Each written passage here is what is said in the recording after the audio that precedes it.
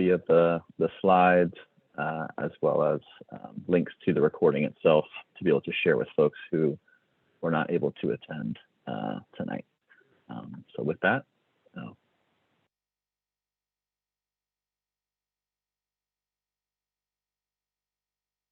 well, good evening again, everyone. That's a nice picture of the skyline. There's no rain for a change. We will have a welcome, and then you can see from our agenda, we'll talk about flood resilience initiatives in the context of the work going on in our county, the study process to date, a renewed vision, and a concepts of how we can, as a community, find a way to protect ourselves from the damages of storm surge, but do it in a way that we think best fits Miami-Dade County.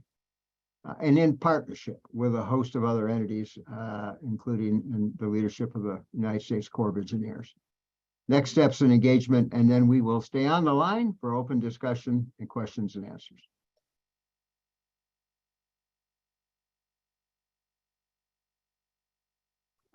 Some ground rules to help us get to everyone when we get to the question and answers. Please remain muted throughout the presentation, the question and answer, and the Q&A unless you are called on. And we will be monitoring, I guess, raised hands, Christian, is that the? Yep, toward the end, we'll allow folks to raise their hands. Yeah, please enter all questions and comments in the chat box, sorry. And moderators will be monitoring the chat and reading the questions out loud. And if we don't get all your questions during this meeting, we will answer it in the Q&A document that will be mailed out to all the participants and will be posted on the project webpage. Well, I am not the mayor, but I can assure you that absent a unexpected change in her schedule, she will be joining us, I think, within the hour. But it is my great pleasure to introduce the commander of the Norfolk District, United States Corps of Engineers, and the leader of a great partnership that the Corps has with Miami-Dade County on this project, Colonel Brian Hallberg. Colonel.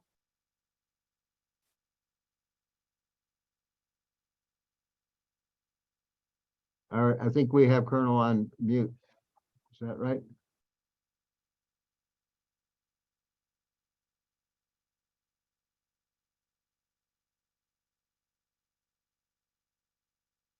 Still not coming through.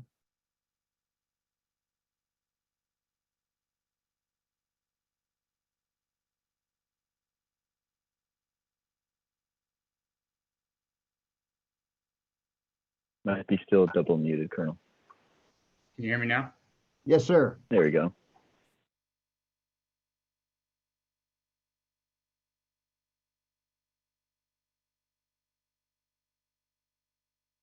We lost you. We lost you, Colonel. We had you when you say, can you hear me now? And then.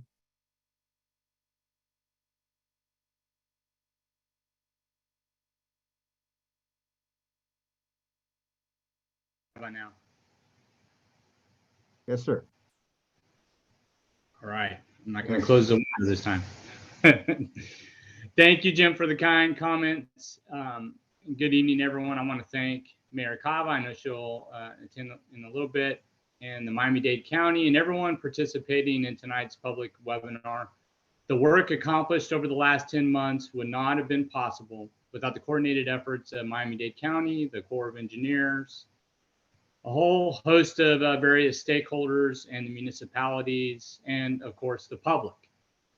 With the reinitiation of this study in August of 2022, together, we have had the unique opportunity during part one to work alongside the county to develop new alternatives to the previous 2021 recommended plan.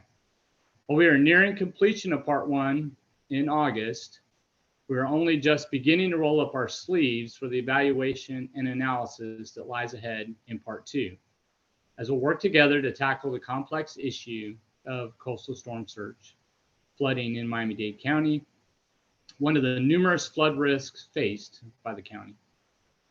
During the November charrette I presented the principles of partnership, otherwise known as the 3 C's, and I'll go over them again. They're collaboration, commitment, and communication.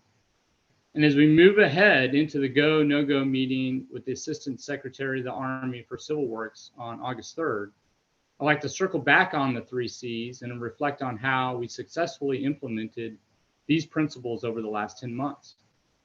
I'm going to start off with communication, as I defined it as the principle of being open and transparent, having consistent communication, and soliciting input so we all have shared understanding of the project purpose, how to achieve success, and the specific measures to achieve the desired end state. We're happy to reflect on our progress to achieve consistent, open, and transparent engagements with Miami-Dade County communities, the environmental justice communities, local stakeholders, and subject matter experts. Our continued communication efforts are critical to the study's success. That's why over the past 10 months, we expanded our communication efforts to include 2 well-attended charrettes, 3 public engagement opportunities, an in-person meeting, and 2 virtual meetings. We held 6 interagency meetings and numerous other engagements with municipalities and stakeholders. We value the input of the community and the stakeholders and recognize the importance of their involvement in shaping the future of coastal storm risk management in Miami-Dade County. As we look to part 2, together we will continue to broaden our community engagement efforts to ensure economically disadvantaged communities can participate in this feasibility study process. Now on to collaboration.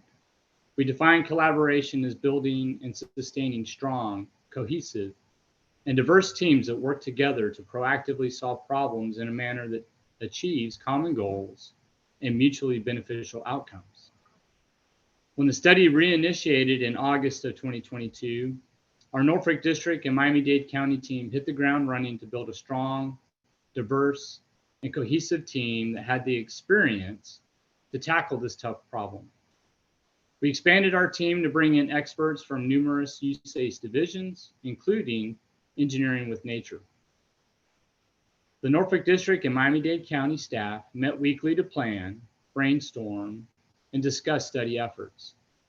We recently established a core integration team to unify the numerous core projects in the Miami-Dade County area, such as the Central and South Florida Resiliency Study, the Biscayne Bay Southeastern Everglades Restoration Project.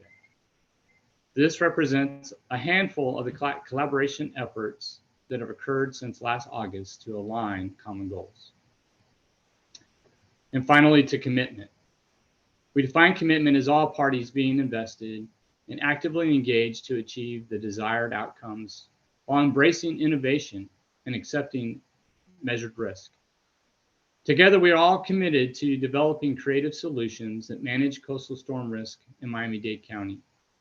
Tonight, I recognize the commitment of Miami-Dade County as a non-federal sponsor for the study, leading to the renewed vision for the communities and spearheading the efforts of advancing the new alternative concepts developed based on extensive stakeholder and public input received over the last 10 months. The Norfolk District team is committed to a path forward in supporting the county's vision. In closing, we have achieved what we set out to do 10 months ago in part 1. This is a very complex study, and while the scope of the study has expanded under the 2 new alternative concepts, we feel confident that the efforts completed to date establish a framework to build upon as we look to the future and the next steps. In August, the Assistant Secretary of the Army for Civil Works will decide on the best path forward for part 2 of the study towards achieving the county's renewed and expanded vision for managing coastal storm risk. I want to thank you for joining us tonight and your participation and involvement in the study. Thank you, Colonel Hallberg.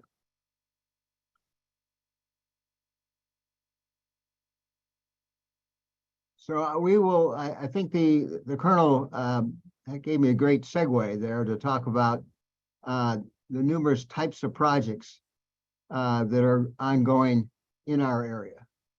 And from the county standpoint, we try to integrate these opportunities to work on new projects with the Corps or the South Florida Water Management District through our adaptation approaches that we have laid out in the sea level rise strategy.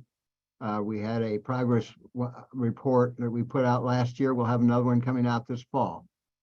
And that it builds on the idea that as we experience the short and long-term impacts of a changing climate, that we'll look for opportunities to expand on the landscape ways to protect ourselves from the events that we know can happen, from a hurricane or an intense flooding event, and also understand that other aspects of the landscape are changing. Groundwater is having an impact in changing. So we have to think about a new landscape and build on the ways that we can best adapt. We feel that this will give us the opportunity to have a fruitful future here, building on this landscape just as they did in the last 100 years, something appropriate for the next 100 years.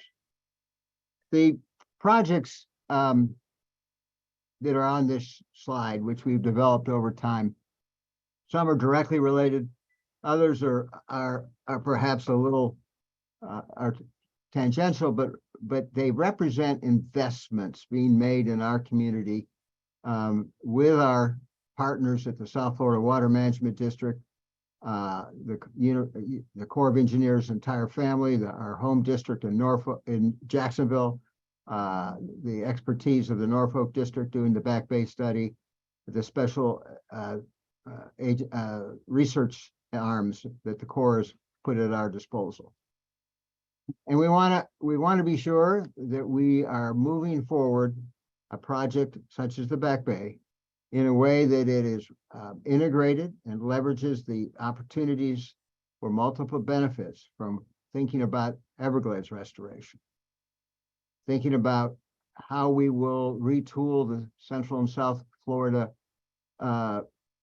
flood project, the original project that was built across our landscape to provide drainage. How we'll make continued improvements on our beach. With the help of the Jacksonville District, we got our beach project reauthorized last year. We have more to do, and that we want to see that integrated, we hope, with some of the actions we'll talk about this morning. Improvements to the Port of Miami. Biscayne, the village of Key Biscayne will be doing a pilot study, taking into consideration many of the elements and measures that we're talking about today that will be applied countywide. And of course, these efforts have to be coordinated with the resilience study and level of service plans of the South Florida Water Management District, our key partners in our 34 municipalities working on their stormwater plans and other resilience efforts, a Biscayne Bay water quality insurance plan, and yet to be initiated but coming is a watershed management plan led by our Chief Bay Officer, Rella Begay, and our watershed board chaired by Commissioner Cohen-Higgins. And we just had a final report on the South Florida Military Installation Resilience Review, where we have actions proposed to protect our very important military installations. We can weave all this together into a far-reaching investment in our future. And tonight we're going to look at one of those, the Back Bay Coastal Storm Risk Management Study. But you have the commitment of the county, and I know of the Corps, that we are going to keep this level set with all these other projects, and to have transparency to all the stakeholders as to what is happening, how they can get information, and how they can be part of the process. So we expect to be dealing with water. Water is sort of basic to the landscape of South Florida.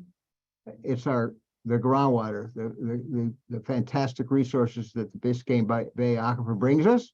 But of course, we all know it's also a porous geology that means we have a groundwater situation which will constantly be affected by surface water and other events.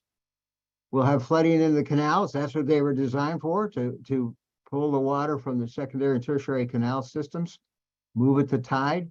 But with the volumes of rain we're experiencing, we'll have canal flooding. We have a history of dealing with saltwater intrusion, great partnerships with the United States Geological Survey and the South Florida Water Management District and our experts at Water and Sewer Department. So we'll keep track of saltwater intrusion, but it will be magnified by many of the events and changing conditions we're talking about. We know we'll have shoreline erosion. That's why we maintain our beaches to mitigate that erosion. And where we don't have a beach, we're going to be talking about nature-based interventions.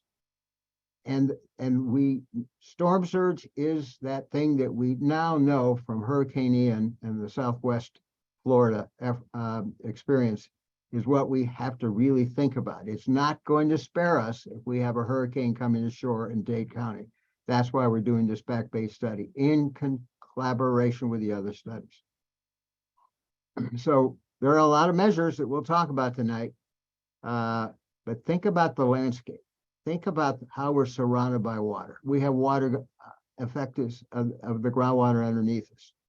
We have to be thinking about the future and how the conditions are changing and how we can adapt to that. Next slide. Now, this magnifies the storm surge phenomena. The building of a storm surge mound of water on top of mean sea level, you know, what we would expect, subject to tides, to be out there on a sunny day. But then in the action of that hurricane coming ashore, it's pushing that wall of water. Was so vivid in the iPhone tapes that we can all see online from Southwest Florida.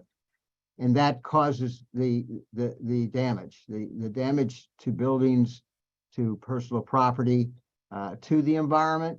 And of course, top of our list of protection is our residents and visitors. We will have to get them out of harm's way, but then we have to recognize that damage that can be caused is a secondary, an equal focus to our responsibility to our citizens.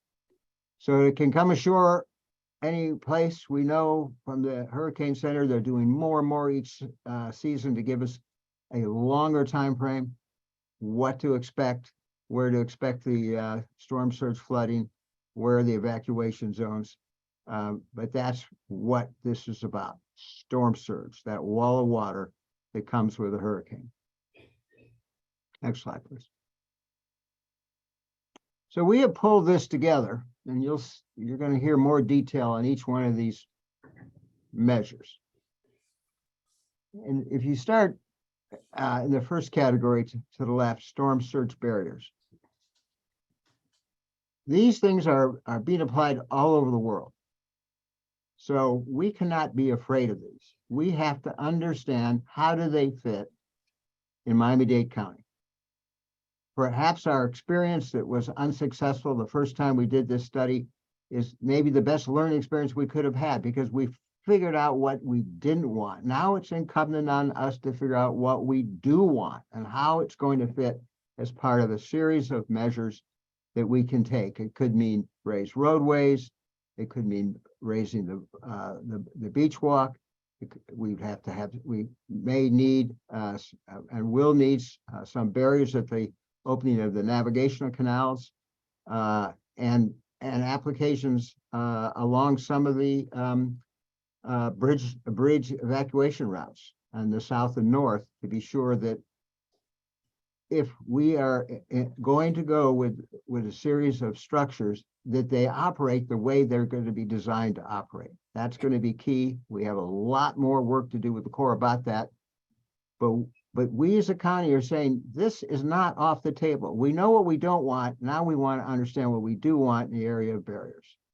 The area group B is really an area we talked about the first time around, but we greatly have expanded on this. And I want to hand praise to the Norfolk team for coming down and sitting down for long meetings with our partners at Department Division of Environmental Resource Management to think about the things that Durham has been thinking about, especially in South Dade. How can we do things in that area to really build and leverage different initiatives? How can we use the reef, both natural and artificial, to be part of the lines of defense that break down the energy of that oncoming storm surge wave? We have a great dune system.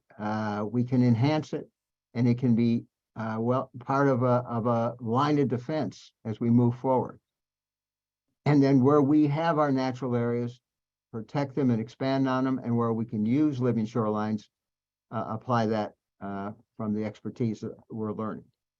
Then category C is very important. This no matter what we do, and all through the years that we've been studying this, we knew that there are legacy homes in our community that need to be elevated and commercial facilities that need to be flood-proof. We cannot just expect every dwelling to be torn down and rebuilt to the new code. That's going to leave us in a community where everybody is a millionaire that can afford to do that. We have a lot of people that we have a responsibility to find cost-effective ways to keep them in their homes. And that's why these non-structural measures of elevating residential homes and floodproofing, they are embedded in any combination of things we do. Next slide. I get the chance now to hand this over to Michelle Emmer, the Chief Planning and Policy Branch, and to thank her and Faraz and Abby and the entire team at Norfolk for hanging in there with Miami-Dade County. They have been listening. They have been trying as much as they can, and they're under some pretty tough guidelines, but they have been trying to bring this home to meet the goals that our mayor set out along with the assistant secretary. So Michelle, thank you. Thank you, Jim. And we are very happy to continue this collaboration and look forward to where this study goes into the future. All right, Christian, next slide.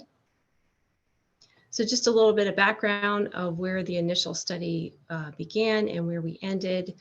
We began in February of 2018. This was as a result of emergency supplemental resulting from the hurricanes of Harvey, Irma, and Maria. And the opportunity was to do a 3-year, $3 million study to evaluate the risk on the coast in Miami-Dade County in the Back Bay, excuse me, to evaluate what opportunities could be formulated and recommended to reduce that risk moving forward. We signed a feasibility cost share agreement in October 2018, and that initiated the study. We did community collaboration and public meetings. We had a what's called a tentatively selected plan. As we were working through the formulation of alternatives, we selected a plan, and that following the selection of the plan, we published a draft report in June of 2020. We incorporated all of that all of the comments and input, and we were working on a final report to submit to our policy and legal compliance team. But one of those requirements prior to submission was a letter of support, and Miami-Dade County understandably reviewed that recommended plan and as Jim mentioned, noticed that there were some things that they could not support. But I will mention, as we are moving forward, there were some definite measures within that recommended plan that we agree are win-wins. Certainly critical infrastructure that provides broad resilience to the community. So being able to evaluate and flood-proof critical infrastructure that had broad support, and then non-structural measures, as Jim was mentioning, that had all additional broad support. And certainly we've heard very clearly the support for natural and nature-based features. So as we have been working through part 1, and we hope to work into part 2, we'd like to continue to evaluate those opportunities, evaluating those features moving forward. So in December of 2021, I'll back up a little bit, our 3-year study expired in October of 2021. So to be able to start again, we did need to get additional time and funding. And in December 2021, Mayor Cava submitted a request to have additional time and funding so that we could work with the county to identify an alternative that they could support moving forward. In August of 2022, the Assistant Secretary of the Army for Civil Works approved an additional 60 months and $8.2 million in federal funding to support the study. But that was in two parts. One, the first part was this 1 year to allow Miami-Dade County to develop the alternatives that they would support moving forward. And certainly we have been intimately collaborating with them in working through those alternatives. And then that second part, as we meet in August to present to the Assistant Secretary of the Army, we will present a scope and schedule for that second part moving forward. So the two parts of this additional time and funding. Moving into part one, we have completed 2 charrettes, one in November and one in March. Well-attended charrettes with lots of input, and we greatly appreciate all of that input. We have conducted public meetings, great input from the public. We really appreciate that. And we have conducted additional meetings moving forward as well. So thank you for, again, participating in today. We greatly appreciate all of your time and effort and the input that you're providing to the study. And all of this, of course, is working towards that go, no go meeting with Mayor Cava and the Assistant Secretary of the Army for Civil Works. And certainly we'll present the path forward and then be a decision point for him whether we move into part 2. But we're all excited and hoping to move to part 2 so that we can evaluate the opportunities to continue to partner with Miami-Dade County on measures to reduce risk within Miami-Dade County. The culmination of part 2 will be a chief's report, and why that is important is a chief's report is coordinated through Congress and could ultimately be authorized within a Water Resources Development Act, and that would authorize construction. Of course, after it is authorized, the study could then move into what's called pre-construction engineering and design. That's where the study, the recommended plan is designed further until we get to our first contract, and then we can move into what's called construction, and then continue to design other features of the recommended plan, but then can start do some construction. Of course, as you can imagine, and as kind of outlined on this timeline, that takes a number of years, so certainly would not happen tomorrow, but take additional collaboration. And in addition, each of those phases that we're talking about, pre-construction engineering and design, would require an additional agreement with Miami-Dade County. And before we moved into construction, that would require what's called a project partnership agreement, again, moving forward. So there are different gates in between these phases before we'd be able to move in. Next slide. So this is just a real overview summary of the charrettes that took place again in November and March of this year. In November, we visited a number of communities and really got to see different perspectives for opportunities of measures that we could include, we could evaluate to reduce risk. I believe we were in certainly Miami-Dade County, we're in the city of Miami, and then also I believe we're also in Coral Gables. So just an opportunity to look more broadly through the study area. And then in March, we were able to, and thanks to the Port of Miami, hosted us, and we were able to further those evaluations and those alternatives moving forward, and then certainly culminating today in the public webinar. These are, I believe these slides will be available, and you can scan them and view the YouTube videos. So as Colonel Hallberg was mentioning, collaboration is very important, and we have conducted ourselves, the Corps of Engineers, and with Miami-Dade County, and then also Miami-Dade County has also conducted a number of meetings to reach out to the different agencies to get feedback that they're going to be important in the conduct of the feasibility study. We have environmental compliance that we have to complete to successfully achieve a chief's report. And so reaching out to the resource agencies to help us understand where the concerns may lie and the additional information we may need in the feasibility study moving forward. Those are really important contacts. And then certainly the number of stakeholders that would be engaged and also potentially affected by a recommended plan. Just reaching out and having those initial conversations and that continued discussion moving forward is very helpful to make sure that we're capturing the concerns and the comments and really trying to anticipate, again, what those concerns and comments may be. And I will mention that I've been happily surprised that the conversations have been very positive, and just really people are looking for additional information. So that's been a motivating and it's been, again, a good positive conversation. Christian, next slide. Oh, thank you. So again, working on the design charrette in March, again, lots of attendees. It was really great to see such an interest in the charrette and coming together with ideas on how we could, where we could, in partnership with Miami-Dade County and other stakeholders within the county. As Jim was mentioning, this is a very complex problem, and the Corps of Engineers may not have the end-all solution that solves all the problems, and we're not expecting that. We believe it will be a quilt work of different programs that Miami-Dade County is already partnering on with a number of different partners that will really provide the comprehensive approach for Miami-Dade County.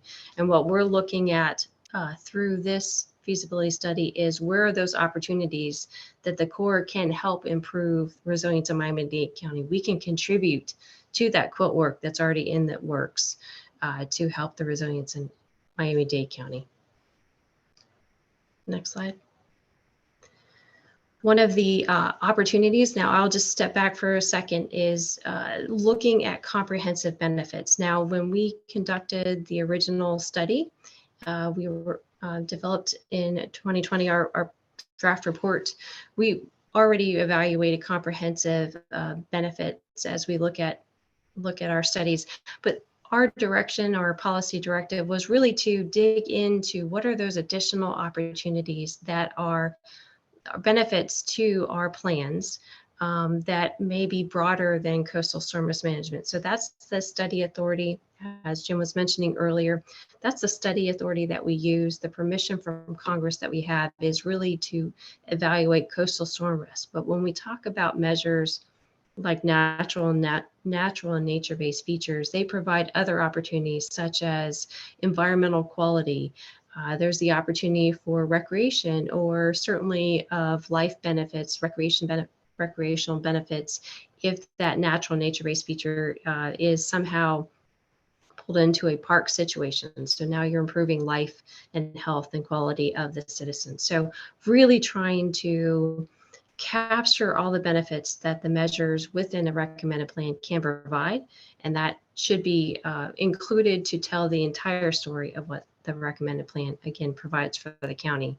So additional benefits that we evaluate include regional economics. When you construct a project that provides certainly salaries and money within the region, and that provides some additional benefits. And then looking at all the social effects that are provided by those measures, and then also, again, looking environmental quality. We are looking kind of high level at this moment as we're looking at the measures that will be included in the alternatives moving forward, but we'll really dig in deep when we get into part 2. We'll work with the county to identify what those benefits look like, and certainly what we can use to describe those additional benefits. Next slide. So we were, as I mentioned earlier, we were given 1 year from the start of the approval, which was in August of 2022, and that will end August of 2023. So we've had 10 months in, we've done a lot of work, we've collaborated very closely, we've had multiple meetings a week to work through the plans moving forward. And we'll continue to do that certainly in part 2. We're looking at, again, those measures that are opportunities to reduce coastal storm risk, and we will include sea level rise in that evaluation. I think I would agree certainly with Colonel Hallberg's assessment and Jim's assessment. I think we are much better placed than we were during the original feasibility study. We worked more closely together, and I think we have a better collective understanding of what Miami-Dade County has in its vision moving forward. Certainly we'll need to continue to work forward to make sure that we're in alignment, but I agree we're in a much better place than we were previously.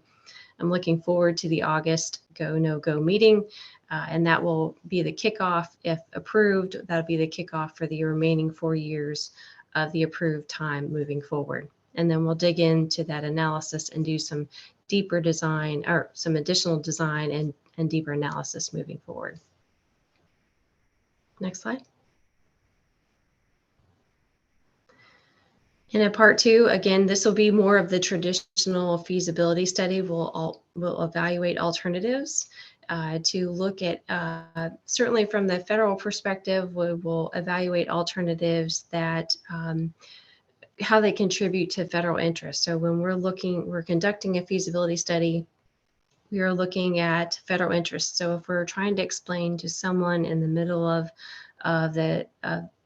in the United States, why it's important to invest in Miami-Dade County, we're looking at evaluating that return on investment. But even more broadly, we will add that additional explanation and description using comprehensive benefit. So the full description of what the benefit is for that plan moving forward.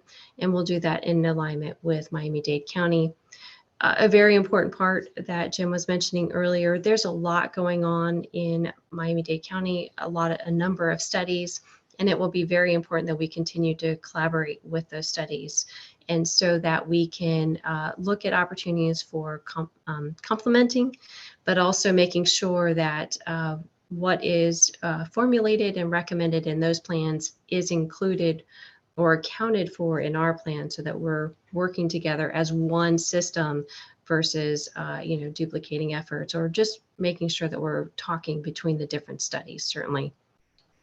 And then as Jim was mentioning earlier, the multiple lines of defense.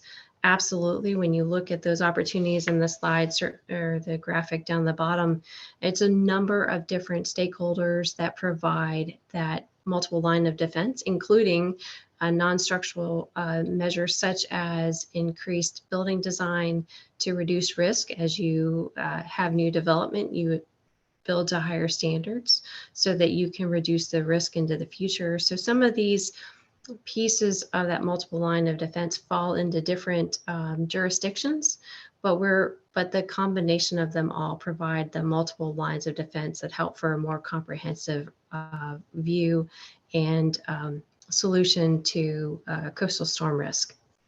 And then at the end of it, certainly that commitment to more robust community engagement, having additional public meetings and getting additional public comments about the study, not only now, but also into the future, so that we can be accounting for kind of the view from the county and the citizens. Next slide. So I know I'm going to be handing it off to Lynette, but thank you so much for the opportunity to share for the study. We're very happy. We're very thankful to be continuing to work with Miami-Dade County, and we look forward to working with them in the future and coming back to you with some results from our Go No Go meeting. Lynette?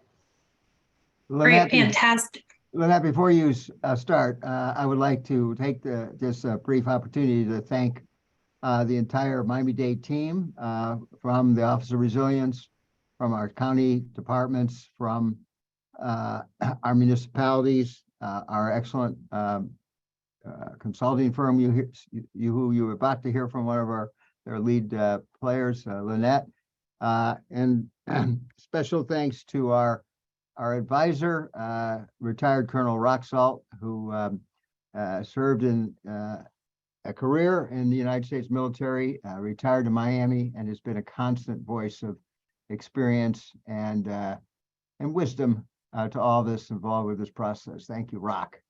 And Lynette, go ahead, please. Thank you. And Hello. Hi, I'd there, just like to Jim. pause. Oh, look who's here. Managed to get in. Hello, everybody. Hi, Mayor. Well, let us substitute you for Lynette. Yes, well, Lynette has really the information. I just have greetings. So Please go ahead. well worth the wait. Please go ahead, Mayor Cava.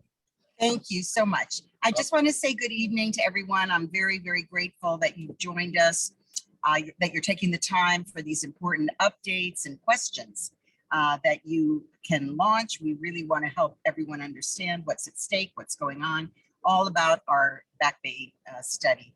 And we could not move forward without the critical input from our community, from our cities. And so it's really been essential to have so many people involved.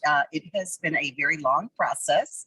I think you know that there was a reset button pushed, which actually has gotten a lot of national attention because apparently the Army Corps, doesn't often do that, but they were able to hear the input from the public and make note of how important it would be to start again. And so we're very, very grateful to our collaboration with the U.S. Army Corps and their willingness. So especially I want to thank Colonel Hallberg and the Chief of Planning and Policy Branch of the Norfolk District of the U.S. Army Corps, Michelle Hammer, for their continual support and for coming down here to Miami many times to truly understand and listen to the residents of our unique community. And I also want to thank the entire Army Corps family, including the experts from the Jacksonville District, the Engineering with Nature group, very, very important part of this, and they have come from all over the country to support us. In my visits to Washington, D.C., I've had the opportunity to meet again with the Assistant Secretary of the Army for Civil Works, Michael Connor, who was the person who took the lead in helping to guide this, and his staff. And I want to particularly express how grateful we are for them listening to our priorities and needs here in the county. I've been extremely pleased with their willingness to listen and support us. And the reinitiation of this study came after the Corps presented their first draft plan in 2021. You may know that it heavily featured gray infrastructure and also a mangrove restoration project in Cutler Bay. But overall, the 2021 plan did not reflect the values of our community. So I requested that we extend the study time with community input in mind, and this was done over the last 9 months. So we have been working diligently with the Norfolk District to develop a set of locally identified alternatives that enhance our environment and urban core while reducing the risk from storm surge. This is a big win for Miami-Dade County, and with this extension, we've been able to better solicit feedback from our cities, our residents, nonprofit organizations, and our universities and colleges. So we are working together to maximize nature-based solutions. And this is innovative. This is something that is being talked about all over the world, and we are truly going to be able to put that into action. And we're also coordinating the Back Bay study with other water-related infrastructure projects in our county and the Southeast Florida region. We have more Army Corps projects than any place else in the country, so we know they really love us. Thank you. We've already hosted several public meetings to engage our local stakeholders. We've had consistently over 200 people at these events. I'm very proud of the engagement. You may know one of my 4 E's is engagement, environment, economy, engagement, and equity. So we take that very, very seriously. And tonight's briefing is going to bring everybody up to speed. We'll get a closer look as we approach the key milestone, which is August. That's when the Assistant Secretary of the Army's Public Works and I will decide together if this project is a go or no-go. That's the terminology that they use. And I am confident that we will be able to move forward with consensus, and we'll also be hosting more meetings as the process continues. So to make sure you don't miss a beat, you can sign up for updates through our Office of Resilience's newsletter at miamidade.gov/resilience. I want you to know that as mayor and as a lifetime environmental advocate, I am making a commitment to everyone in our community. Miami-Dade County will continue to collaborate with all of our partners towards a solution that reflects our values and that protects us from storm surge and incorporates nature-based solutions. So I want to thank everyone for attending tonight. Again, you're going to hear from the experts, but I just wanted you to hear from me how important this is to me and to my administration. Thank you. Thank you very much, Jim. Thank you, Madam Mayor. Lynette, we're back with you.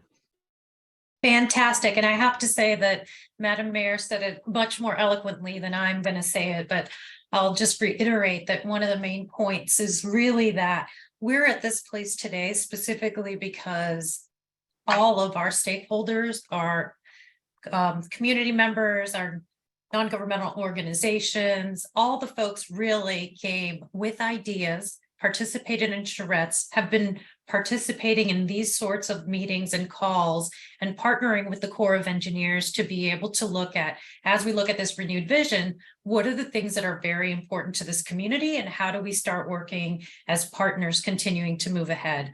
So with that said, let's get going. Okay, so we're going to talk a little bit more about these. Jim had these up earlier, as I recall, and we start to think about a couple of things when you start to looking at managing coastal flood risk.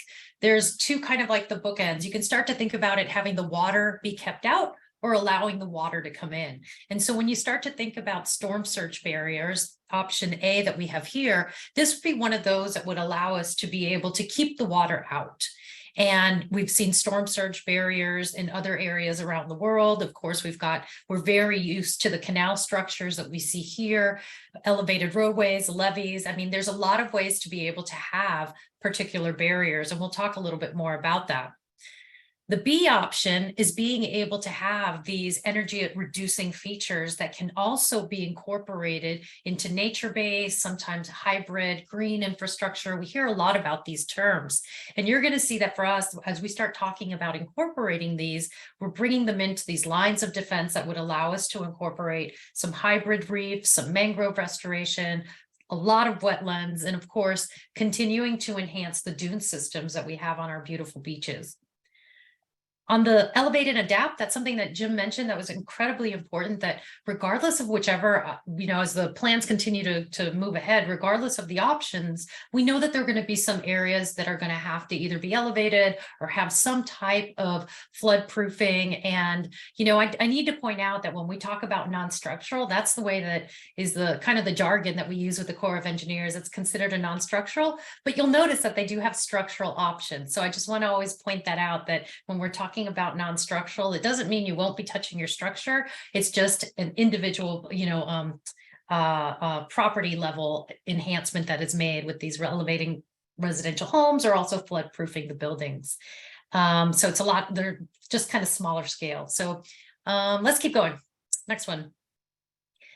So I mentioned these, and I'll go through. You see that they're kind of color coded when you start to think about the 1, 2, 3, and we're going to go through these particular lines of defense. But if you start to look at it as different layers that provide protection as you're going from the water side to the land side, if we start with number 1, it would be able to start to incorporate some of the projects that we already have in the Biscayne Bay area that are already looking at hybrid reefs. So being able to knock down some of the energy that's coming through with the wind and the waves with some of that first line of defense. As we're looking towards the beach area, we already have a dune system in Miami Beach. And if you go down to South Point, you'll be able to actually see what that looks like. And I think we have a couple of those slides later on. So I'll just move a little bit more quickly through this one. You can look at having adapted seawalls and a living shoreline on the back of the bay. Again, those are items that would help with the high frequency, less big storm surge stuff, but a lot of good smaller events that go by. We've got some enhanced islands in there. We know throughout the bay, there are some islands that were created decades ago, and those also function to help reduce energy and winds and waves as you're going from the Atlantic side to the mainland. Of course, being able to expand the mangroves. And number 5 is elevating the buildings and infrastructure. And we're going to go through a few of these as we go along. In any plan, we always include critical facilities. And this can be some of the, see here, the wastewater treatment plant, and always included in their emergency response. And being able to reduce the vulnerability of these critical assets is just, it's fundamental. So I would say as we continue to move forward and, part 2, this aspect of reinforcing critical facilities is one of those that's a given. Now, how we include them and how we go ahead and protect them are some of the details that'll be worked out. But rest assured that as we're talking about some of these critical infrastructure facilities, all of these continually get looked at and will be included in the plans as we move ahead. Next slide, please. So as we started looking at the offshore options, working our ways from 1 to 5, starting to think about something like a hybrid reef and being able to have the examples that we've already seen with the University of Miami and some of the Miami-Dade County artificial reefs. The next part of the study would start to look at key considerations of where do you locate these? What depth? What are the sizes? How do we start to look at the benefits that they're bringing, not just from the wave energy reduction and some of the effectiveness that it can have to enhance that beach renourishment, but also on the comprehensive benefit side of habitat creation and, of course, all of the enhanced tourism that we've got with people going out and really enjoying the reef. And finally, it also helps us to really, have these educational and research opportunities. We see with the University of Miami and some of the very important reef.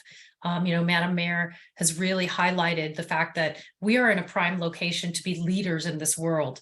And in this area of blue-green infrastructure, being able to be the leaders is another one of our goals. So next slide, please. The oceanfront shoreline. As I mentioned, in South Point, we've got a great example of a dune system that's very, very healthy and quite high.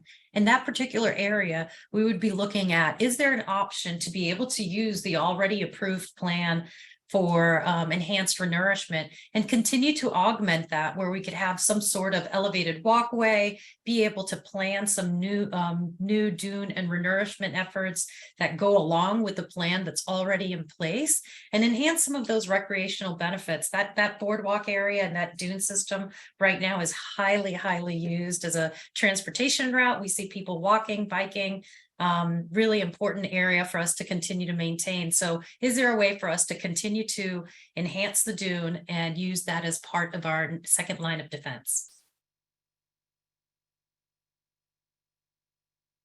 These are some interesting diagrams of what it could look like. If you look at the raised, the first one, it's just looking at a raised dune, and the one on the bottom also includes an elevated walkway.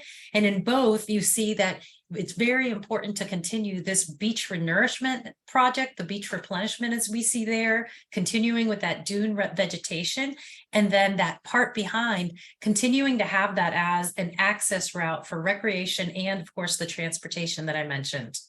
Next slide. Going on the shoreline, one of the ways I mentioned is being able to keep the water out. So as we go around and start looking at how can we go ahead and protect from the storm surge, one of the options would be to use this beautiful barrier island that we've got as the first line of defense, that actual land structure. But then we'd need to go ahead and close off the actual inlets and provide that reduction of inundation and waves.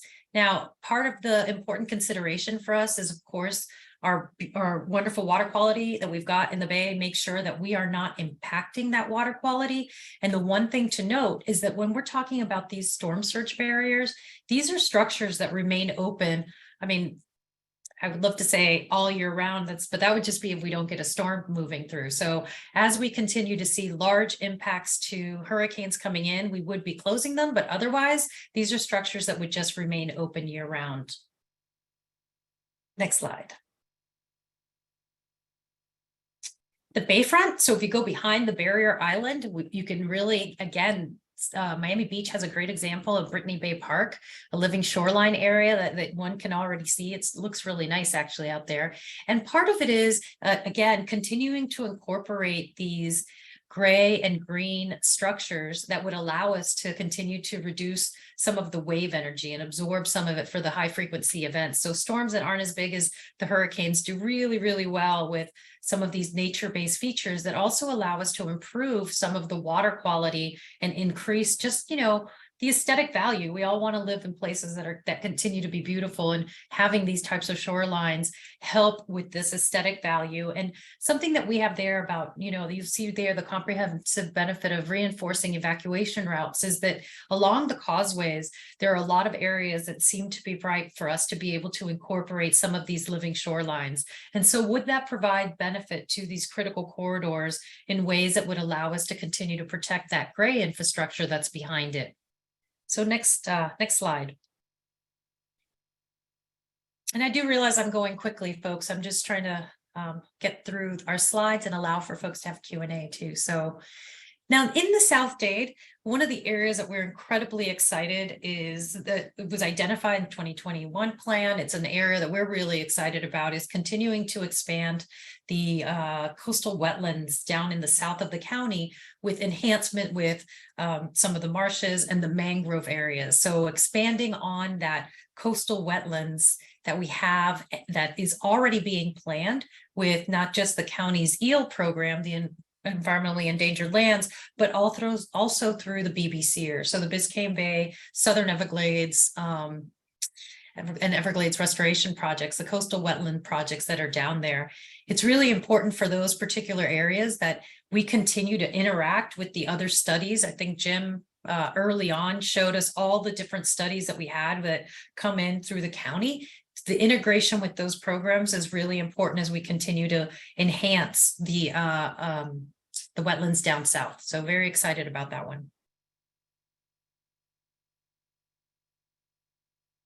This is one of the maps that'll show us for the Back Bay, some of the areas that are continuing to get expanded. It's a little bit tougher to read this one because there's a lot of detail on it, but I just want to point out a couple areas. One is on the yellow call out at the top, the TSP Cutler Bay. That is an area that was already identified and we look at continue enhancement to see how can we incorporate them with the boundaries of the BBC and some of the environmentally endangered lands that we've continued to purchase throughout the county. So the proposal is really to go ahead and see, can we expand? Can we integrate and continue to have nature-based and hybrid features? Next, please.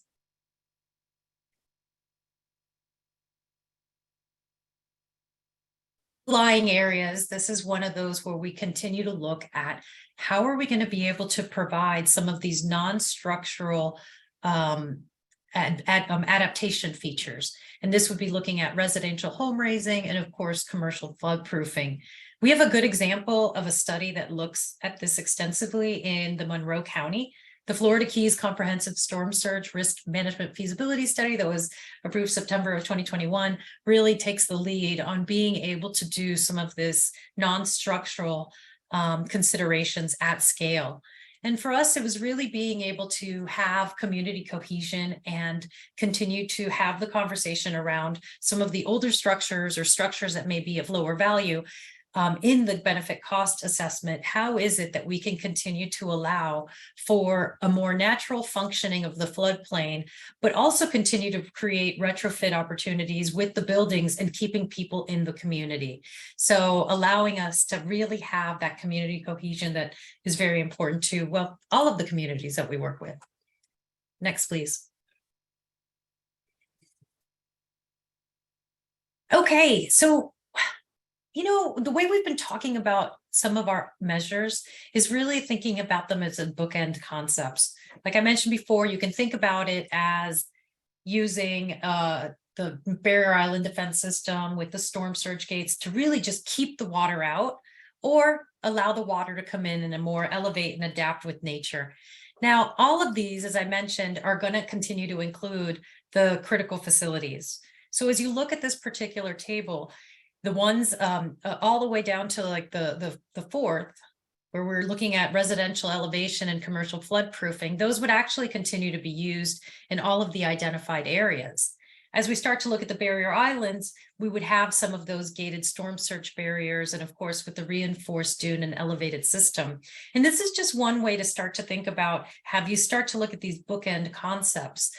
We're anticipating that as we get into phase 2, part 2, we would be looking at almost like a plug and play of these and optimizing the types of features that would ultimately be included in alternatives, getting to the temporarily tentatively selected plan at the end of the part 2. So next. These are some draft concepts. Folks have seen these before, but I'll go ahead and walk through them. I know we get a lot of folks on the call that may not have seen them, is not as familiar. And a couple things that I want to point out. On the left is the elevate and adapt, so the non-structural, so being able to elevate the residential, flood-proofing commercial buildings, and on the right would be looking at the barrier island, using those as our primary defense system for the storm surge. What I do want to point out is that both of them really reinforce some of the things that we heard during the workshops and the feedback. One was the expansion of nature-based features, that wanted to be sure that we looked at opportunities to include that in whatever options we were moving forward with. The other one was really having this concept of multiple lines of defense. And we've talked about that as we walk through 1 through 5, but making sure that those items, we thought about them that way and allowed for us to be able to think about including more people than the previous studies, and just additional area for areas that could have risk protected or have risk reduction. Now, the colors here, when you see the green down at the bottom on both slides, you'll start to see that they've got those particular green are the areas that were identified in the previous studies for the Cutler Bay wetlands. We went ahead and expanded it just with the green dots, and they're really just illustrative for us to be able to say that we're looking at all opportunities to be able to expand these nature-based features, these nature-based solutions. They're not specific areas. So I don't want folks to like zoom in and think they're missing something if they don't see one on their spot, or that these are confirmed. These are just ways for us to look at it. The other thing to think about here is in both areas, in both studies, there's a study that there's the, when you see it in the coral color, it says main segment CSRM, and that's the beaches study. That's the area for us to be able to, it's already authorized. And it is what we have normally, last 40 years been able to use as the beach renourishment program.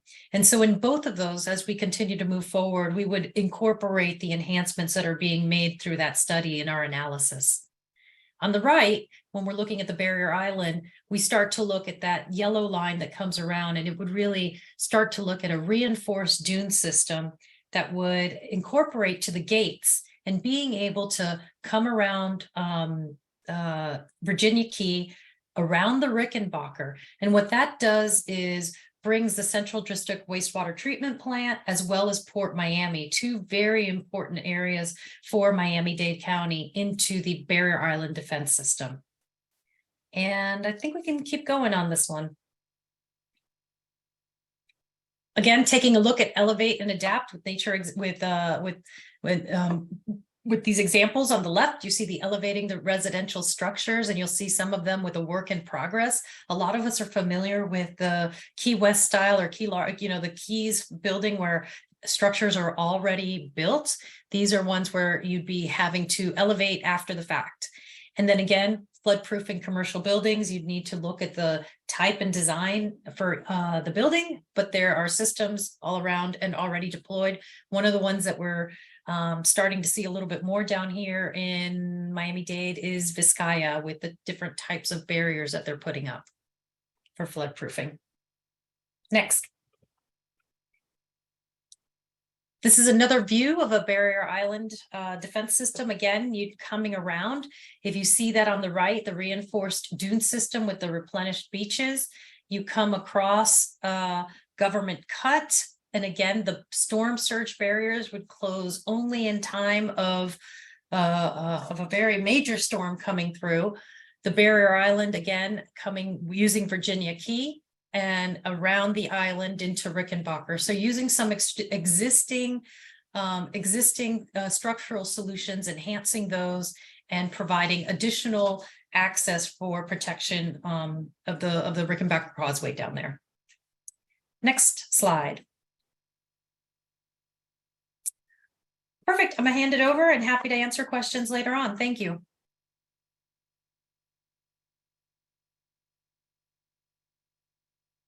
Thank you, Lynette. Well, I think we've been over this stuff pretty well. And you've seen the timeline. We've got a year, part A or part 1 that we are completing. We're on track, and we think you've heard everyone say that we feel better about where we are now than we have in the past. And we look forward to that go green flag to get into the heavy duty work of the next 4 years. We will be updating. So just again, everybody feels these are very important about the evaluating alternatives, the studies. I particularly feel that one is, and that will be a personal focus to be sure we're integrating those studies, the multiple lines of defense, and keeping a robust community engagement with a special attention on the needs of the federal guidance, what are called the Justice 40 communities. But we know them as places that have people who don't have the time to do some of these Zoom calls. So we have to have outreach to those communities that need special attention. We need all of your support as we move forward with this extensive effort. So I think we're time for question and answer.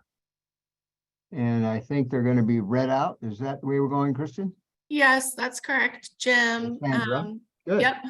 Yep, we'll tag team it. So thanks everyone for all of your engagement in the chat. We've received quite a few very useful comments, and we're recording all of the comments and the questions in our notes. So thanks so much to Joyce and Casey, Joanne, Silvio, Vince, Laura, Anna, for all of your great comments. But we're going to start out with the questions so we can make sure that we answer all of our questions, and please feel free to add more questions into the chat. So our first question comes from Silvio. He asks, would it be worthwhile to seek to expand the congressional mandate to the U.S. Army Corps of Engineers RE Ecosystem Services benefit cost analysis? Thank you, Sandra. I'll start first, and then certainly if anybody else wants to jump in from the core team. I just want to draw the public to the study authority. So the study authority is important because it's what Congress allows us to do and kind of sets the context of the study moving forward. And certainly the study authority for this study is Public Law 8471, which dates back to June 15th, 1955. It really is looking at coastal storm risk management, coastal storm risk within the community. And so that serves as the primary focus when we look at the benefits provided. When we formulate the measures, it's primarily for coastal storm risk. And then when we look at the comprehensive benefits, that's an additional opportunity to describe what the benefits those measures provide for the county. So I think the benefit cost ratio that we have now will help us do that when we also include that deeper dive into the comprehensive benefits.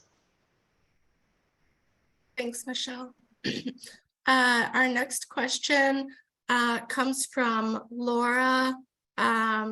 Sorry, Laura, we didn't see your question while Lynette was speaking, but she asked if you could use a pointer while you're looking at the map. So next time, Laura, we'll definitely try to use a pointer when we're pointing out features on the map. But Laura also asks if we can elaborate on what is being planned exactly.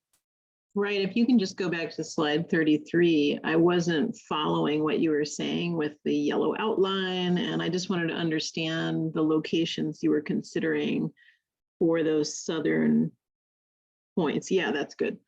Wonderful. And if you could just expand on what you're sort of talking about now. I know the location originally and how that kind of fits in with BBC.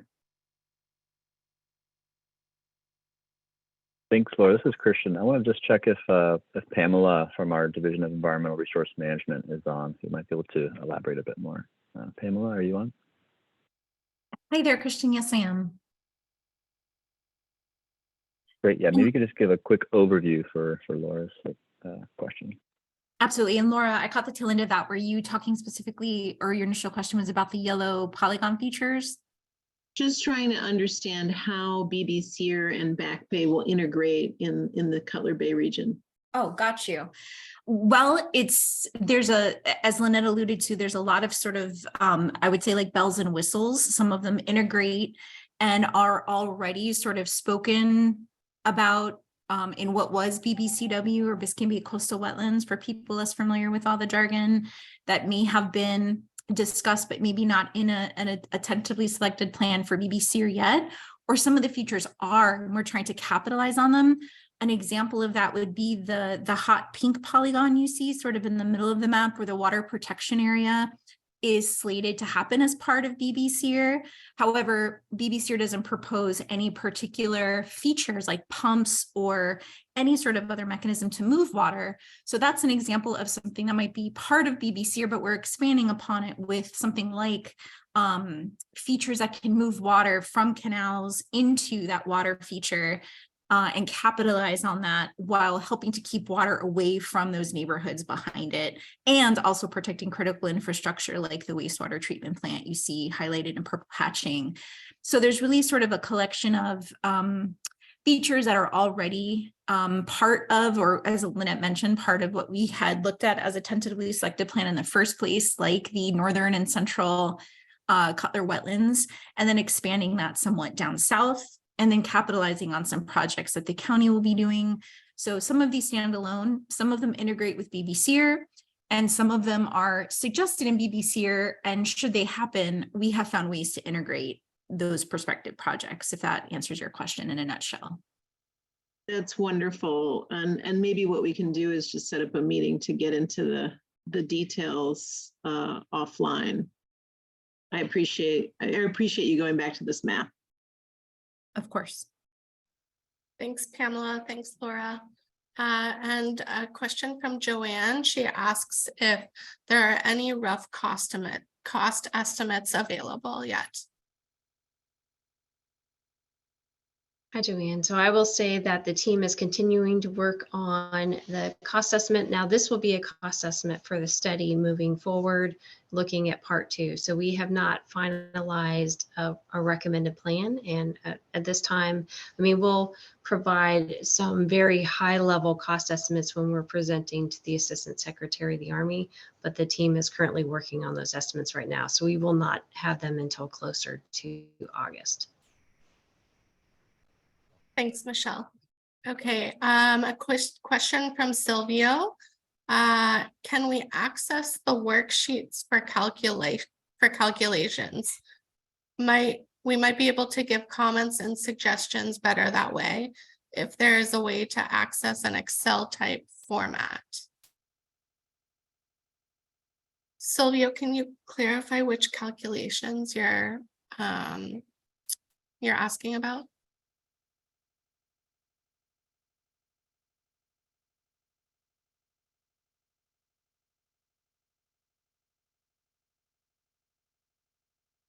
Feel free to come off mute, Silvio, if you're still online.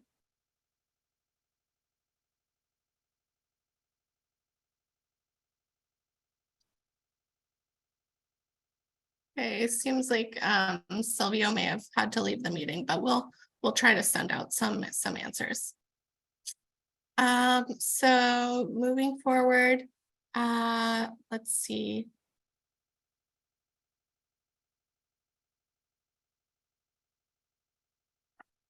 Ada Curtis asks, in both proposals, you've shown possible nature-based solutions, but not proposed. When will these be changed to proposed?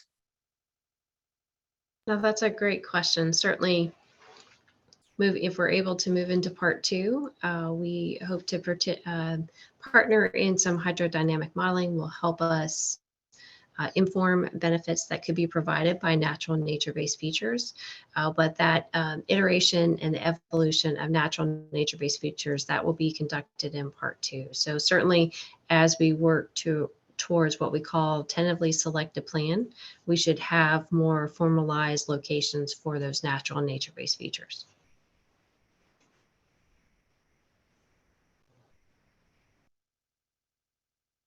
Thanks, Michelle.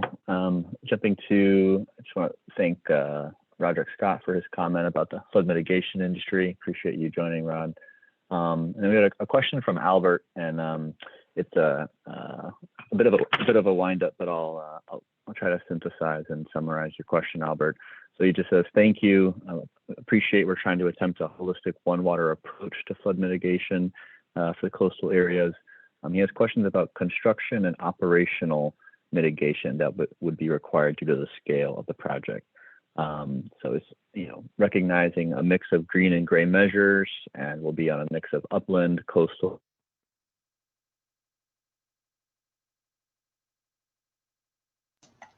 like grass and wildlife during construction.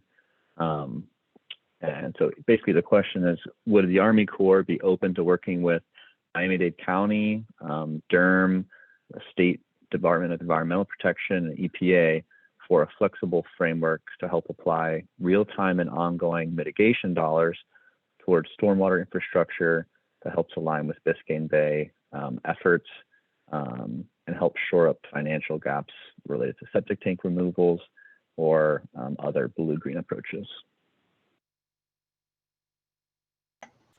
So absolutely, as we work, certainly as we define the tentatively selected plan and then later a final recommended plan, a key part of that is the cost of mitigation for, even when we're constructing natural nature-based features, we are replacing something that currently exists. So we have to account for that in mitigation. Certainly, first we try to avoid, then we try to minimize, and then lastly we work to mitigate. So the mitigation should be as in kind as possible. But Justine, would you mind speaking to that?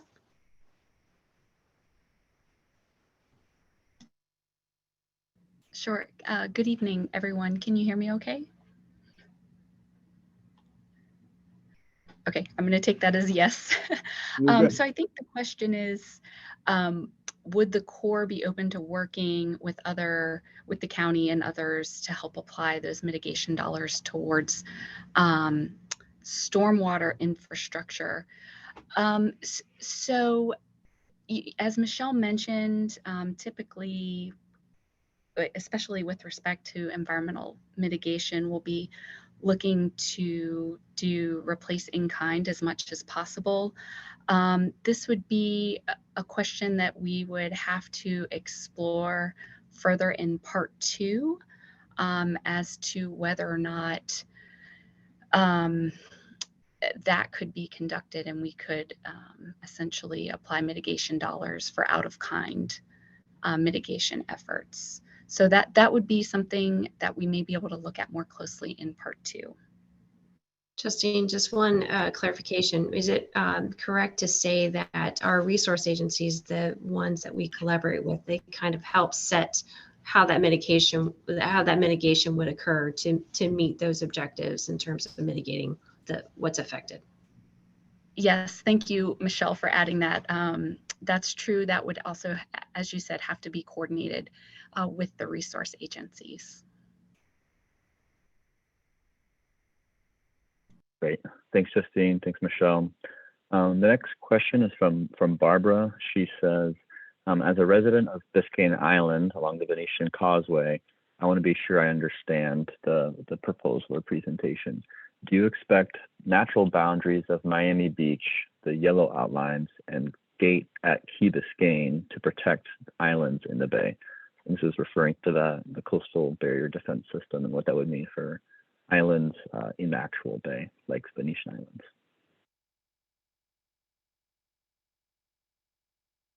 Well, I'm sure Michelle can add, or Lynette, to the possibilities of the enhanced beach work. But the beach erosion control project that was just authorized does provide some protection to storm surge.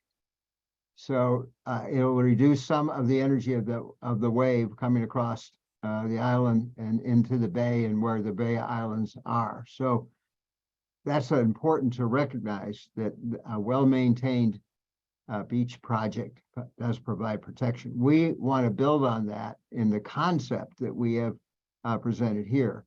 So I think that would mean if the concept were to be evaluated and pass muster and to be built, that there would be more protection and less of a impact of a storm surge in the bay. So Jim, I will just add to that, that if we are able to move into part 2, part of that will be to evaluate, to look into a hydrodynamic modeling model within Biscayne Bay. So as Jim mentioned earlier, there's a number of studies going on. Certainly the 216 study for the central and southern Florida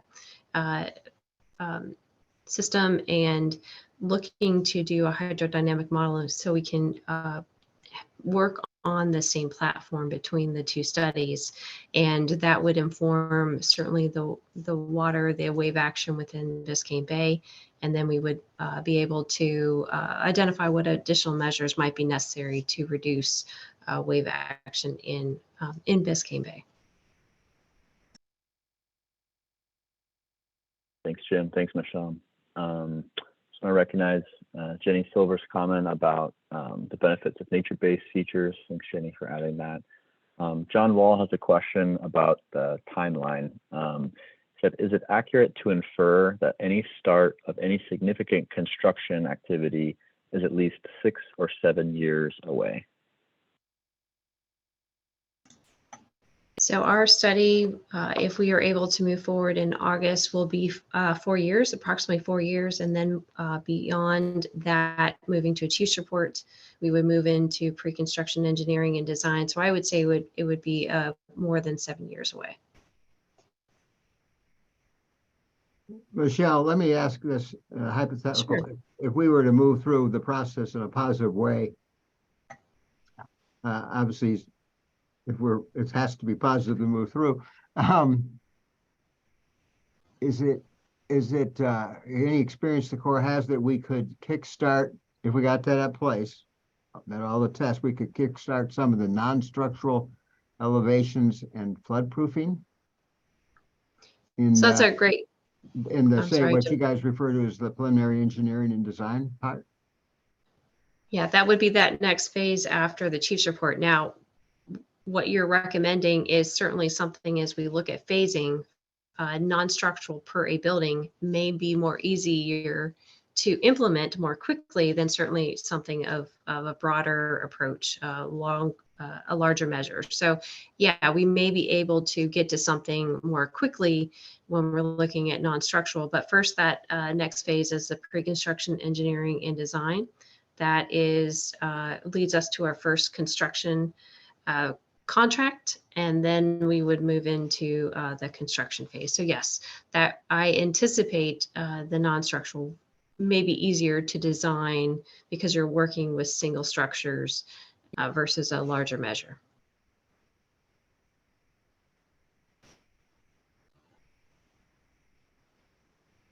Thanks, Michelle. Thanks, Jim. I'll read one more question. We've got several more, but Alexander asks, this is a good one, about regards to community engagement. Are there any plans for hands-on participation or education of the community through the building process? And then this is being thought about in the budget as well. Gives the example of the Cristo Floating Islands projects that engaged hundreds of volunteers. Could be an opportunity to build education efforts and build stronger community buy-in and understanding through field trips, restoration, and so on.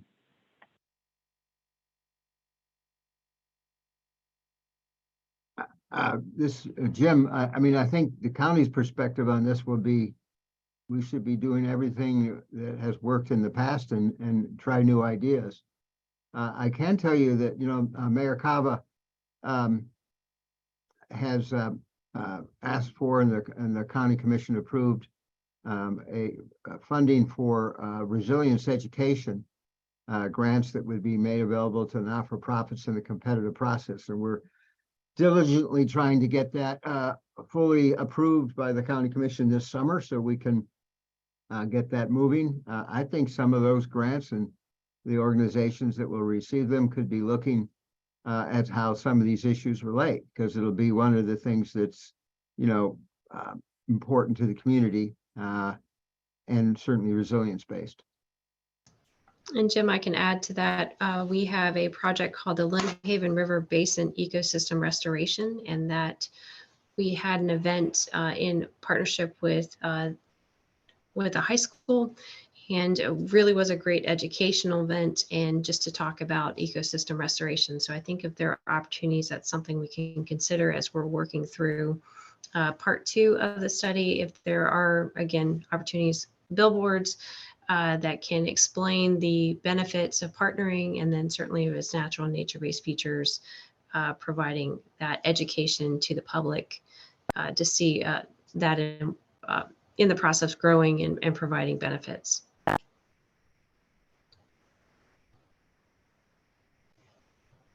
Thanks, Michelle and Jim. Our next question comes from Martina. She asks, are hybrid nature-based features being considered to retrofit existing seawalls, and are biomaterials considered for the proposal of any hardscapes, especially sea gates or anything going in the water that will affect the ecology?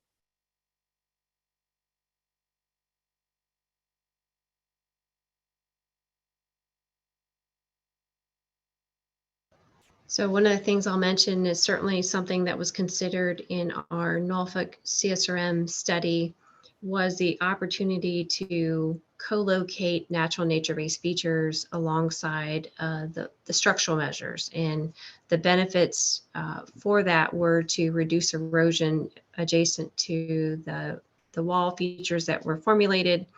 And certainly that's something that could be considered as a potential opportunity.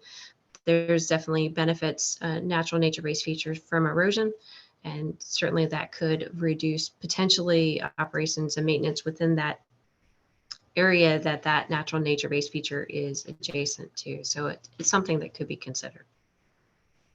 I'd like to augment that and highlight something I mentioned only in passing earlier in one of the studies. The Village of Key Biscayne will be working with the Jacksonville district as their direct partner, but also with Norfolk as in support, to do basically a combination beach and back bay study, taking many of the measures we've talked about at the scale of the county and checking on their feasibility, if you will, for a smaller area. The backside of the bay side of the Village of Key Biscayne is primarily privately owned seawalls. So it could be that they will be able to explore some of these issues and, give us feedback from that project. It's not in final design, or it's not been kicked off yet. The paperwork hasn't been signed, but I think we're very fortunate the fact that that study will be running parallel to the larger countywide study, and we'll learn from both.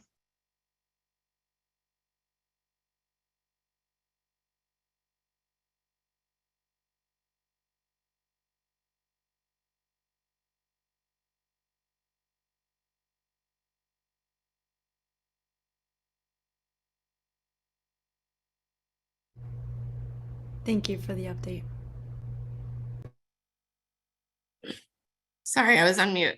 Our next question is from Aida, and she asks, given the multiple benefits of mangroves, will they be considered for nature-based solutions for the more urban areas of the county? So one of the challenges for the natural nature-based features will be to co-locate them where we have areas of damage. And so that will be our primary focus for those natural nature-based features, really focusing again on the study authority.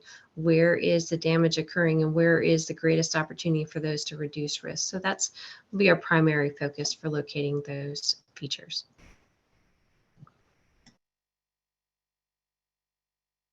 If I could add to that, Michelle, actually, I know it's tougher where there's not a lot of space to do the work, right? So I think along those public right-of-ways and other public waterfronts is, where we can be starting to look, but really important to coordinate with our municipal partners who are already kind of prioritizing some of those projects. That's a great question.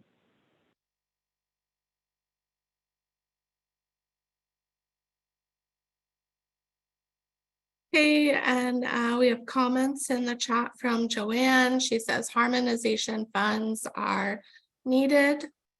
And Rachel Road from EDF strongly encourages public monthly PDT meetings, as has been done in St. Augustine and Collier.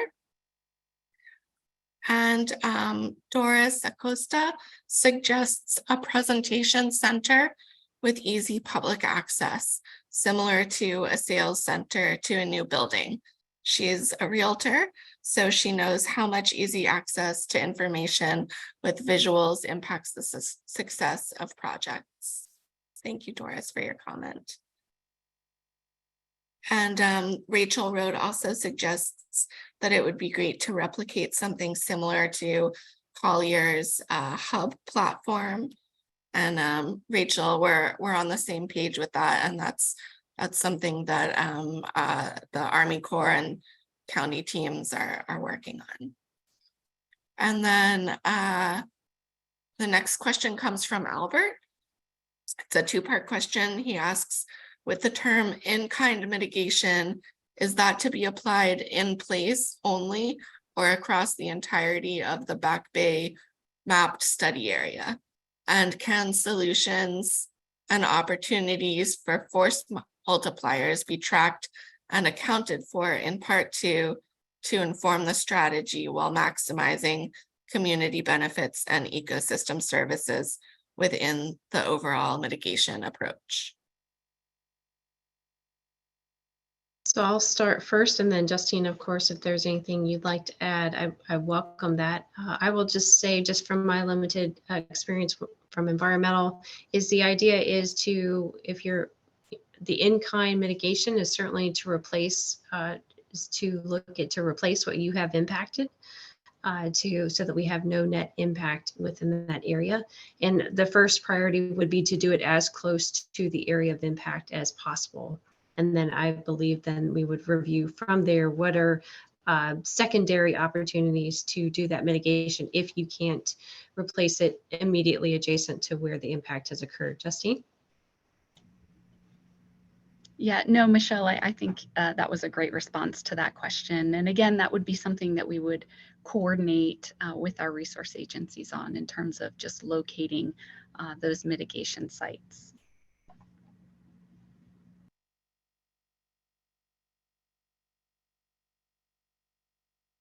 Sandra, I think there was a second part, and I apologize, I missed that second part. I think he was talking No worries. about. Here, like I can read it. Can solutions and opportunities for force multipliers be tracked and accounted for in part two to inform strategy while maximizing community benefits and ecosystem services within the overall mitigation approach? So Albert, I'm going to try and digest what you're asking here, and I hope I'm answering correctly. So I think the team is really working hard to look at work that's already being conducted within Miami-Dade County, and if there's opportunities to complement that work with measures, either for measures to reduce coastal storm risk or for mitigation, I think that's definitely a win-win, not only for the county, but for us as well. So really looking for those opportunities to complement, and then, like you said, would then be a much bigger either mitigation or certainly measure for the county.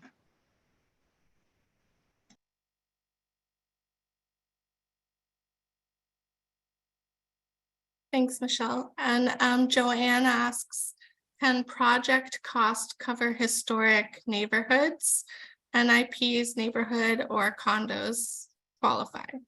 Do NIPs, neighborhood, or condos qualify?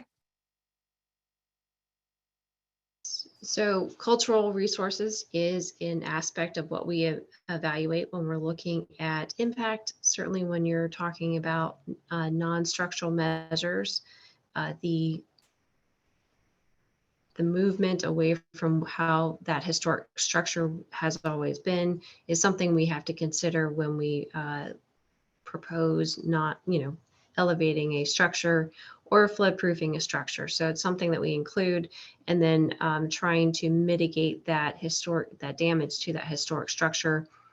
And that could be, again, that difference from what it has been historically to what we're trying to mitigate it to.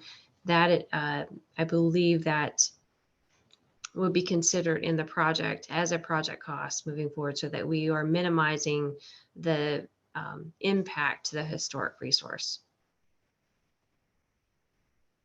And really the focus of the non-structural measures or the areas that we're evaluating is really focusing on where that risk occurs. And that could be new structures, or that could include some historic structures.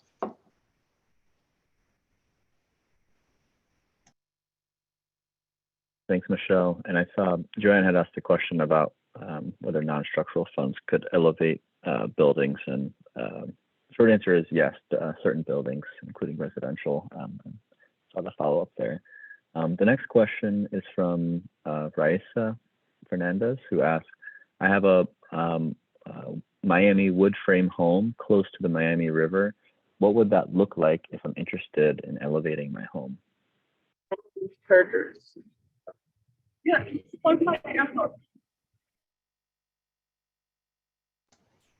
I think there's an open mic, but or maybe not. What we would look at to certainly evaluate the home that would be at risk. So we evaluate each structure based on the first floor elevation, and then compare it to what we estimate that design elevation would be. And if that structure or a group of structures is included in that non-structural measure, then very simply, and I know I'm very oversimplifying this, is a contractor would come in and look at placing, depending on your first floor, whether that is a slab on grade or whether that is a crawl space. They would insert beams, and ultimately very slowly jack up that structure to a designated height, and then begin to fill in either be on piles, depending on the type of flooding that it is, whether it's a wave action. You certainly don't want to have a filled in foundation in that environment, or if it is what's called an A zone, but it doesn't have wave action, then it could be an elevated foundation on blocks. So to be additional elevation to your foundation. And again, I apologize, that's oversimplifying, and they would certainly put it back down once they have constructed that foundation.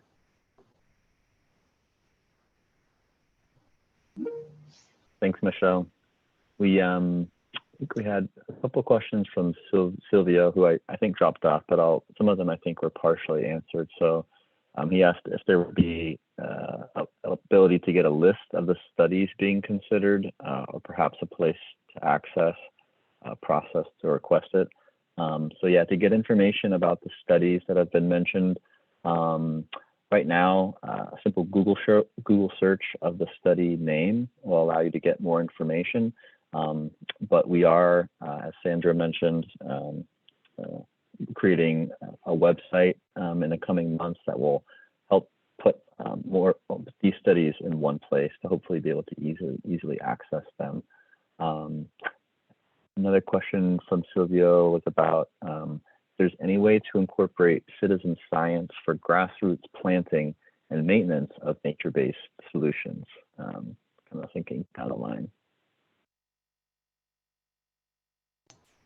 Certainly, I can start with that, Christian. So ultimately, when we construct a project and we turn it over to Miami-Dade County, they then become responsible for the operations and maintenance of that feature. And I will defer to Jim, but there may be, as he was alluding to earlier, there may be opportunities certainly to engage the community in what that operation and maintenance looks like. Maybe that's clean if it's an area. Unfortunately, what we've seen previously is where you have wetlands, they seem to accumulate trash. So it could be that could also be an opportunity where you have citizens who clean the natural nature-based feature and rid it of the trash of that area. Jim, what are your thoughts? Well, I know we have a history of nonprofit groups in our county that organize cleanups, and unfortunately, we need to do that because of the debris that comes onshore from in the ocean, the currents, and comes down our canals. So I think we would hope that as we move forward and these projects are in place, one, we've started to really address seriously our waste problems so that we don't have as much waste to dispose of. But then I think we could easily find ways to support our not-for-profit groups who always play a key role. I don't know exactly what we're looking at, so I can't make any commitment, obviously, but I think it's government working with partners at that point in time, Michelle, where, like you say, where we're maintaining it, and that's something that I think our community easily steps up for Bay Bonanza and other activities to try to take care of the environment that way. Thanks, Jim. Thanks, Michelle. Another question Silvio had was whether there was any current consideration for the value of blue carbon. I'm not sure that it is, but perhaps something to look at with the comprehensive benefits in part 2. But Michelle, I don't know if you could speak to that in any more detail. Sure, Christian. No, thank you for that. And thank you for that question. Currently, right now, that's not part of the comprehensive benefits that we are currently tracking. But again, we'll go into more detail in part 2. I'm not sure that will be included, but it'll be something that we can list as we can discuss with the team whether that is something that could be included for consideration. And we would certainly support that if it could fit, but if it didn't, I think the whole area of sequestration of carbon using our natural systems is something that we need to research with our university partners. Be sure that it's an accountable and transparent process. If it makes sense, and even if it's done independent of this authorized study. This is what we try to do in our climate action strategy, is find every possible way to get to a net zero of greenhouse gas emissions. And that could mean, in some cases, sequestration. And I see, thanks, Jim and Michelle. I think Silvio had a quick follow-up about that, whether he can I support the blue carbon calculations? Offer for help. The question, can we support, or? Yeah, he said, I think, can he individually support blue carbon calculations? Oh, sure. Again, this is an area that we work with what we call our Resilient 305 collaborative, made up of our university researchers. I know Dr. Tiffany Troxler at FIU has been looking at this issue, and probably professors at UM. So not an area that our Office of Resilience right now has experience with, but we always look to our partners in the universities to guide us. Yeah. And thanks, Silvio, for your contact info.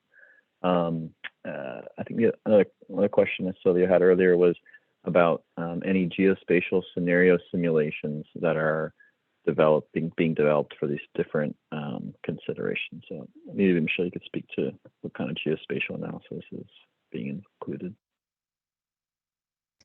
So a couple things. One, certainly as we formulate the alternatives, and specifically as we go into part 2, we will outline what measures will be in those alternatives. And so we'll be able to have, we will have shapefiles that define what those measures are, certainly at the draft stage, but also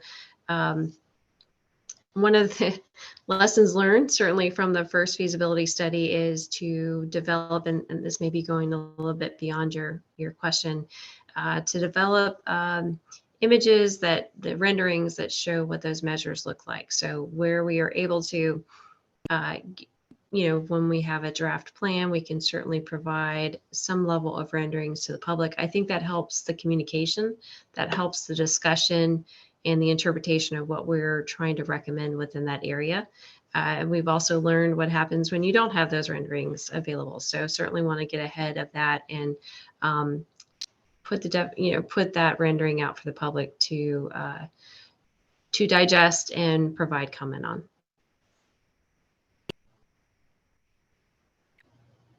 Thanks, Michelle. Getting some support in the chat from Aida and Silvo, applauding that comment and statement and offer for help with 3D rendering. We have a question from Albert about compensatory mitigation. He said, we currently have FDOT contractors building a large bridge over the bay, and during construction, flood management on the site during storm events have created large silt plumes in the bay, threatening seagrass. If this is occurring during construction, will these events and their subsequent damage be part of the overall mitigation assessment?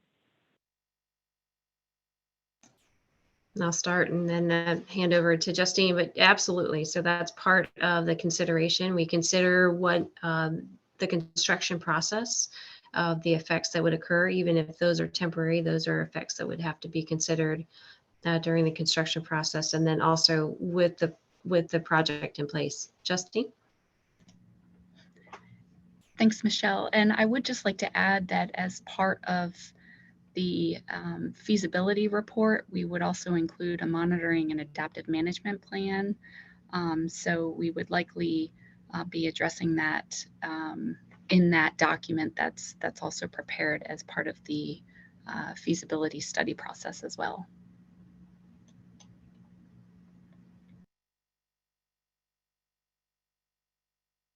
Thanks, Michelle. Thanks, Justine. We just got another question from Sweta. As we battle the mitigation for extreme events, the energy infrastructure needs reorientation as we transition to an economy of clean energy. What are the goals and outcomes that could be expected in this direction? I think I think the county was going to be looking at any way we can benefit directly from these projects.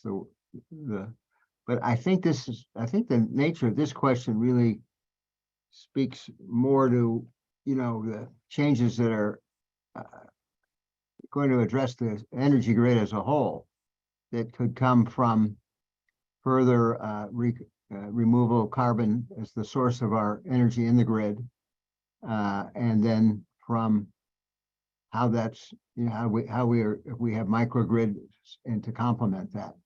I don't know that that's going to be an outgrowth of this study, but I can tell you that in the Office of Resilience, under the auspices of our climate action strategy, that is something we're looking at directly in our, I don't know if our energy director of energy, Dr. Gomez, is on, but we'd be glad to address that question offline so that the person asking the question can be fully aware of what we're doing in that area. Thank you, Jim. I'm currently not seeing if anyone has asked a question or has a question that hasn't been mentioned. Please enter it in the chat or feel free to unmute yourself and ask it. But at this moment, I think we've gone through the questions in the chat and mentioned the comments, but folks, another opportunity here to chime I in. want to see if my good friend Rock Salt has anything to give us in terms of wisdom. Jim, I'm not sure it's wisdom, but I'll just speak for myself. We for those of us that attended the two charrettes, there was just a whole lot of thinking, ideas that showed up on the butcher board paper and all the stuff that was there. I was incredibly encouraged and impressed with what Norfolk has done to take all that input. What I've seen in the briefing and the questions today is, to me, a really solid frame of reference to take all those ideas to the assistant secretary and to the mayor, saying we think we've got enough here, and we really do, we are ready to move forward. A lot of the questions people have been asking are the kinds of questions that'll pop up after we're given the go ahead. But from the standpoint, from my seat, and people can disagree with me, but from my seat, I think the county and the Norfolk did a really fine job of capturing the sense and incorporating the details of those two charrettes, and I just applaud them both. And so I'm hopeful that the mayor and the assistant secretary will go forward. And I, by the way, I look forward to working with the Corps on some of these mitigation ideas, on some of these ways of thinking about ecosystem services. Back in the day when I worked up there, that was really hard. It is really hard. And so, but I hope we don't just say it's too hard. I hope we can be part of the pace setters for doing some of these things for the country and for the Corps. Thanks. Colonel Halbert, did you want to make any closing comments?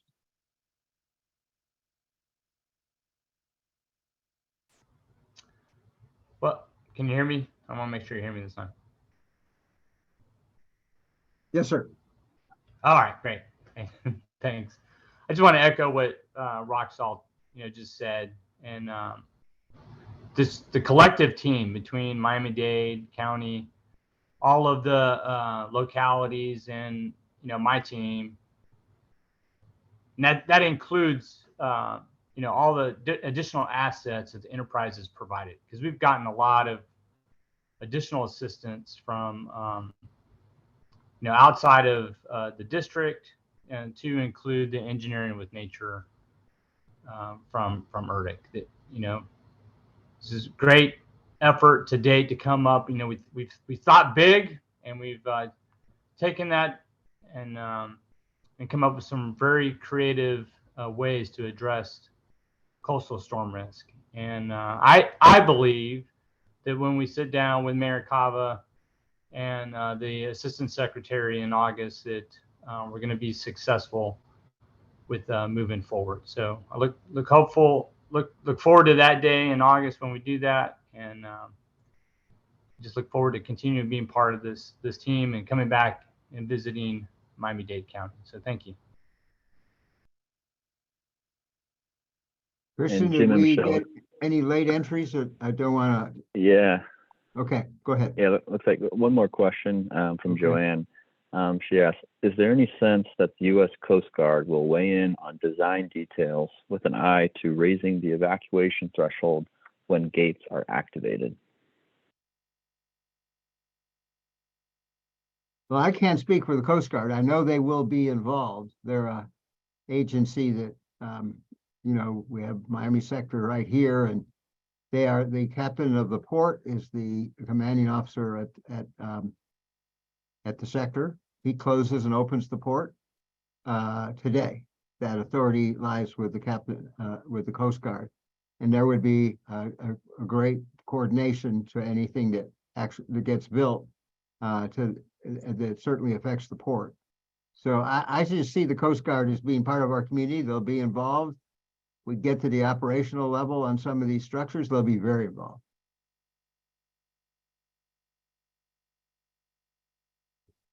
Thanks, Jim. And then Justine, did you want to add anything to that, or? I think. No, that was good, Jim. I just wanted to say we are coordinating with the Coast Guard Sector Miami. We did have a meeting with them to begin those discussions. So, and those will continue into the future. Thanks, Justine. Thanks, Jim. Thank you. One more question I've seen coming in from Martina. She asked, given the long timeline, would an earlier phase, smaller scale, living shoreline, or hybrid strategies be considered on a site like FIU's Biscayne Bay campus to monitor, iterate, and inform later phases?